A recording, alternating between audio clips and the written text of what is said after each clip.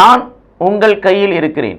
இது இயேசு கிறிஸ்துவுக்குள் பிரியமான என் சகோதர சகோதரிகளே, இந்த நிமிட நெச்சதிக்கு இயேசுவின் நாமத்தில் நான் உங்களை அன்போடு அழைக்கிறேன்.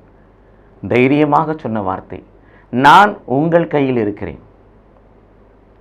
இயேசு கிறிஸ்து இதோ என்னையே கையளிக்கிறேன் என்று மனமுவந்து சொன்னார்.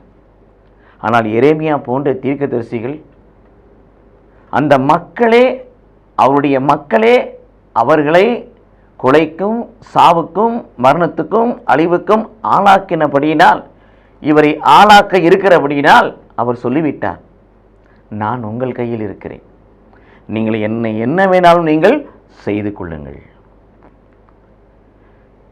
தீர்க்கதரிசியோ இறைவாக்கினரோ அப்போஸ்தலர்களோ ஊழியர்களோ கடவுளுக்காக ஊழியம் செய்ய தங்கள் வாழ்க்கையை தொடங்குகின்ற பொழுது இழப்புகளும் இறப்பும் துன்பமும் துயரமும் கலாபனையும் அதிகமாய் வரும்.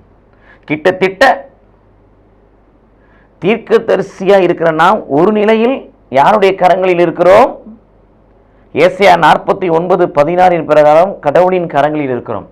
இன்னொரு வகையில் கடவுளுக்காக நம்மை அர்ப்பணித்து விட்டு என்ன நடந்தாலும் பரவாயில்லை, பிலிப்பியர் 1:21 வாசிப்பது போல சாவு எனக்கு ஆதாயம், கிறிஸ்துவ எனக்கு வாழ்வு என்று சொல்லி நாம் பயணித்து ஆண்டுடைய திருவுளத்தை நிறைவேற்றும்படியாக அந்த பணியை செய்தோம் என்று சொன்னால் நாம் நமது கையில் இல்லை.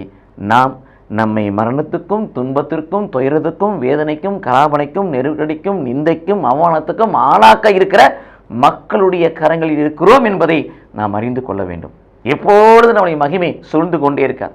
காலம் வருகின்ற பொழுது மகிமை எடுக்கப்படும். மாறாக நாம் அநேக துன்பங்களுக்கு கையளிக்கப்படுவோம். இதையெல்லாம் மனதில் கொண்டு திடன் கொண்டவர்களாக தூய ஆவின் ஆற்றலினால் திடன் கொண்டவராய் வாழ்ந்து இழப்புக்கும் இறப்புக்கும் அஞ்சாமல், துன்பத்துக்கும் துயரத்திற்கும் வருத்தப்படாமல், வேதனைக்கும் சோதனைக்கும் நான் பலவீனப்பட்டு விடாமல், மாறாக என்ன நடந்தாலும் நம் கடவுளுக்கு நன்றி சொல்லி ஆண்டவருடைய திருவுளத்தை நிறைவேற்றுவதிலும் ஆண்டவருடைய தீர்மானத்தை செய்வதிலும் ஆண்டவருக்கான பணியை செய்வதும் கண்ணும் கருத்துமாய் இருக்க வேண்டும் என்று ஆண்டவர் விரும்புகிறார். இதையெல்லாம் மனதில் கொண்டுதான் எரேமியா சொல்லுகிறார், நான் உங்கள் கையில் இருக்கிறேன்.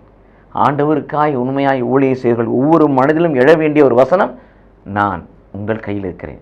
கடவுளுடைய கரத்தில் தான் இருக்கிறேன், ஆனாலும் கையளிக்கப்படுவதற்கு உங்கள் கையில் இருக்கின்ற நிலையை உணர்ந்து நாம் தொடர்ந்து ஊழியம் செய்தோம் என்று சொன்னால் கடவுளுடைய மகத்துவத்தை நாம் காணலாம். அநேக ஆன்மாக்களை கடவுளுக்குள் கிறிஸ்துவுக்குள் ஆதாயப்படுத்தலாம். கடவுள் நம்மை ஆசீர்வதிப்பாராக. ஆமென்.